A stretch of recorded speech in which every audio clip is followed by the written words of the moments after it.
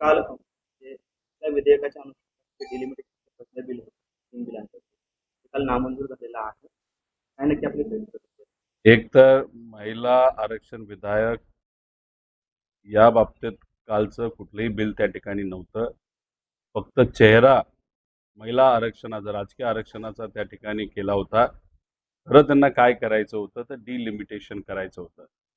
साध्या सोप्या भाषेत बोलायचं झालं, जर कोणी नगर परिषदेसाठी उभं राहत असेल तर त्याचा जो वॉर्ड आहे तो वॉर्ड आपल्या मर्जीने सत्तेतली लोक बदलतात, जेणेकरून सत्तेतला उमेदवार जो आहे त्याला थोडंसं राजकारण सोपं जावं. तसंच ग्रामपंचायतमध्ये सुद्धा जेव्हा इलेक्शन होतं तेव्हा एखादा नेता सत्ताधारीच्या जवळचा असेल तर अधिकाऱ्यांना सांगून वॉर्ड बदलून घेणं, जेणेकरून जास्तीत जास्त लोक हे सत्ताधाऱ्यांच्या विचाराचे निवडून येतील.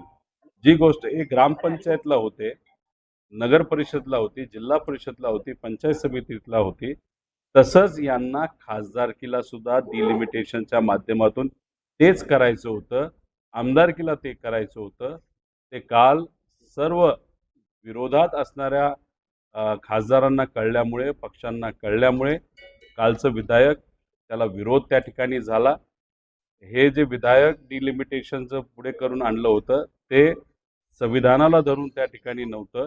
त्यामुळे ज्या ज्या लोकांनी या विधायकाच्या विरोधात मतदान केलं त्यांचं खऱ्या अर्थाने आपण अभिनंदन केलं पाहिजे. अमित शहा पडलंय ते ग्रामीण रस्त्यावर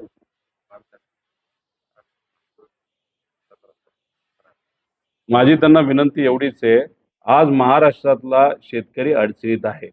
एकदा शेतकऱ्यासाठी आंदोलनासाठी उतरा. युवा अडचणीत आहे, युवासाठी तुम्ही उतरा.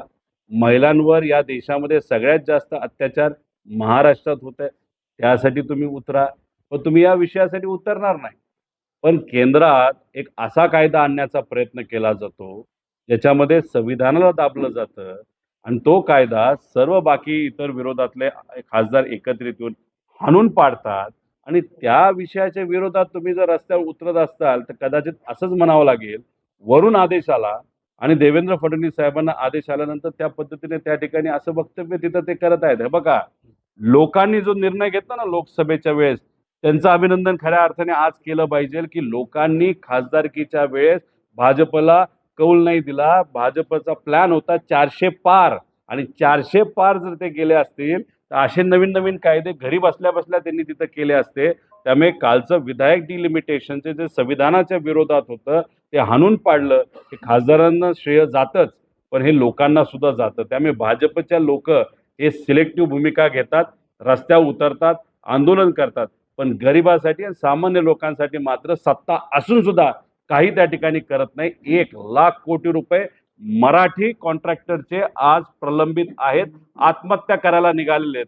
पण हे राज्य सरकार गुजरातच्या मोठ्या मोठ्या कॉन्ट्रॅक्टरला आणि आंध्राच्या मोठ्या मोठ्या कॉन्ट्रॅक्टरला हजारो कोटी रुपये त्या ठिकाणी देत आहे. मग कुठं ना कुठेतरी महाराष्ट्राचा द्रोह झाला असं आपलं त्या ठिकाणी म्हणावं लागेल. की विधेयक पाडलं त्याबद्दल आनंद साजरा करायला नको. एक आपण सगळ्यांनी समजून घेतलं पाहिजे की महिला राजकीय आरक्षणाच्या बाबतीत चर्चा 2023ला झाली होती.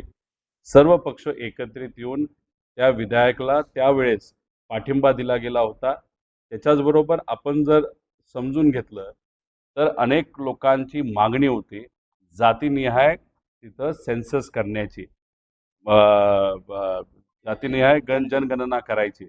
आता ही मागणी सगळ्यांचीच होती. राहुल गांधीजींनी सुद्धा हा मुद्दा मांडला होता, आम्ही मांडला होता. आणि त्याला कुठेतरी एक प्रेशर आल्यानंतर, खास करून ओबीसी समाजाकडनं सुद्धा प्रेशर आल्यानंतर कुठेतरी जातीय जनगणना ही भाजपला स्वीकारावी लागली आणि त्यानंतर ती सुरू झाली. पण कालचं विधायक जर आपण बघितलं तर ते बोलत असताना 2011चे जनगणना मोजत होते. ते चुकीचं होतं. त्यामुळे जेव्हा ही जनगणना होईल त्यानंतर जर तुम्ही डिलिमिटेशनचा विचार करत असाल तर योग्य आहे. म्हणजे सगळ्या समाजाला त्या ठिकाणी न्याय मिळू शकतो. पण त्यांना घाई झाली होती, कुठेतरी सत्ताधारी घाबरलेत. 2029ला आपण निवडून येणार नाही म्हणून आत्ताच असं एक वातावरण करायचं, नाही तर डिलिमिटेशनच्या माध्यमातून आपले खासदार कसे वाढले पाहिजे याचा एक केविलवाला प्रयत्न काल त्या ठिकाणी करण्याचा प्रयत्न हा सत्ताधाऱ्यांकडनं काल होत होता असं आपल्याला म्हणावं लागेल.